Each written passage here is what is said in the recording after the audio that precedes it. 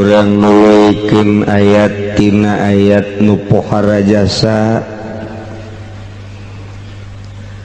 nu ayat tersebut di luhur khitab ka para mukminin ya ayyuhalladzina amanu wahai jelema nu ariman innamal khamru pastina hari nginum arak nu ngamabokeun nu nutupan kana akal ngawalah wahweulehuhkeun kana diri seserian sorangan senyum sorangan ngabudah sungutna mata berem molotot tepuguh pikiranana ngalayang aya keboreuneuh pajar pamajikanana tumpakan kunyana kos kitu nu mabok mah molon puguh jelema sehat-sehat diedan-edan ku soranganana angkal jauh pajar bebenena tangkepan kunyana kadeleuna ku urang jariji yang maneleuna eta khamru sedengkeun ayeuna mah di Indonesia teh geus jadi Amerika mabok teh jadi ngetren di kalangan anak muda mana auzubillah min baheula mah kalangan anak muda ku ari mah geus merabah ka para pejabat inggis lamun negara orang pake ulin mararabok pejabat teh Gusti Allah nabi nyahoan becena teh kiai atuh pan baheula lurah ti baheula mararabok nyekelan botol kadeuleuk ku masyarakat beri nongton orkes baheula lain nu kuari mah teu pati baheula ieu mah tapi masyarakat neuleuh lurah na mabok ja araraman bae barariasa bae geus aya atuh kararitu sabaraha tentara nu mabok di hareupeun masyarakat sabaraha polisi nu mabok di hareupeun masyarakat aju pejabat-pejabat cenah kiai mah bohong aing bohong koran pan emang kiai maca koran numpuk koran urut di warung dibaca ku aing pangangguran urut bungkus tarasi di deuleu dibaca ternyata dokter sedang mengecek Pemda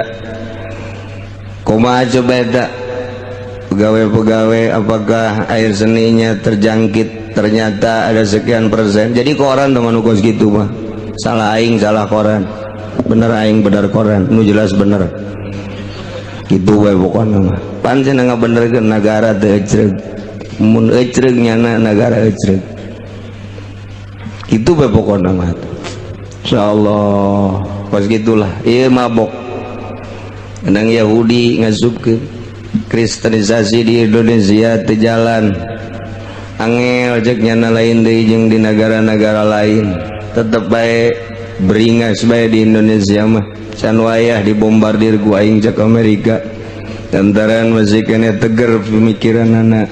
diasupan minuman teu kuat masyaallah anak muda geus rusak pikiranana juga mah ustad yang ngari numarak ustad nang nginum bir ustad insyaallah encan aya ka kiai mah kakara ka ustad doang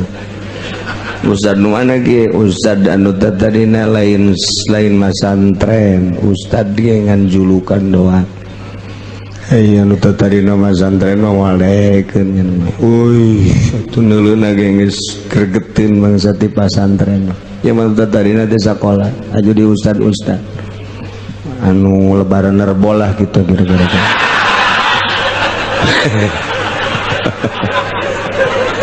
aja dah ulah gitu kiai lantaran di dia lebaran nerbolah itu bukan saja jadi cina kiai nu tasawuf ge perbo aing lain ka kiai nu tasawuf kasihan nu di dieu sakitu baiknya emang salah henteu teu salah kurang bener doang aduh nu biasana sasalaman lebaran lantaran perbo embung lah mal ka Cilongok cenah aing ngomong silaturahmi henteu tah asal teu silaturahmi bae lebaran rebo emang kiai greget teu urusannya na jeung Allah jeung aing greget teu urusannya na jeung Allah atuh teu greget saeutik-eutik aja. Besi pajar kula greget kana lebaran perbo atuh adik kula ge di Jogja lebaranana tatanggana teu pinyanana henteu. Atuh ja perbo atuh masalah guru kula di Garut ja perbo atuh nya kula greget atuh henteu jasa. Dulur kula tah di Kawaron atuh rebo nya masalah. Masalah teu greget teu naon atuh biasa bae. Greget henteu sama sekali henteu. Aduh Gusti Allah pajar greget teu naon greget. Masing-masing eta urusannya na jeung Allah. Gitu teh masyaallah ya keur carita kuari minuman merajalela luar biasa. 2 maisir judi urang teh nyaho lah perjudian kelas kakap di luhur teh nyaho ieu mah dihandap bae main bola bae Kiai Haji jeung Kiai Haji tarohan tolol main bola di TV tarohan deres sama nureuneuh pake tarohan ayo cek sia lalaki tawar we tapi ulah nanya ka bidan nu WSG ayo tarohan kos kitu bae tarohan masyaallah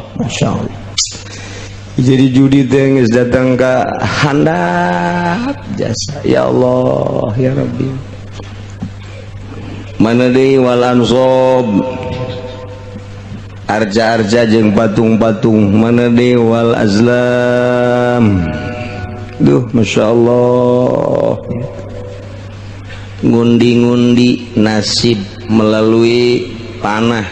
khususna umumna jeung naon bae supaya nasib bagus diundi eta nu kos kitu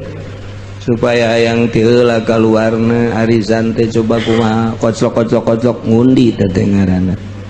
atuh haram azlam teh geus kitu kumaha ge haram supaya yang ti heula abeh nasib bagus ka Mekah tahun ieu lantaran ieu teh kitu naon aya 20-an ieu teh arisan haji undi we atuh undi sok deuk kumaha dikoclok apakah hendak make panah atuh azlam teh haram masih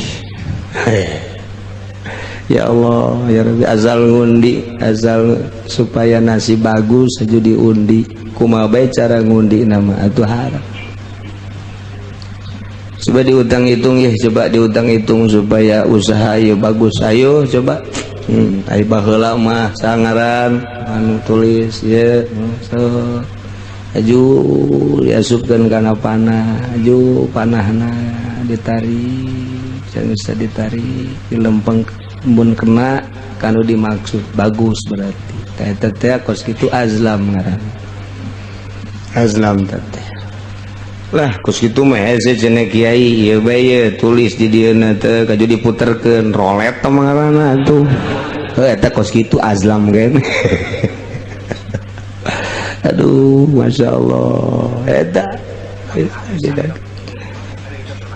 atuh sarua bae dikoclok teu beunang ulah masyaallah teh rijsum min amalis syaitan bahasa nagari rijsun kokotor najis min amalis syaitan hendak fajtanibu jauhan ku anjeun eta teh min amalis minum min amali syaitan judi min amali syaitan patung min amali syaitan ngundi nasib azlam ngarana min amali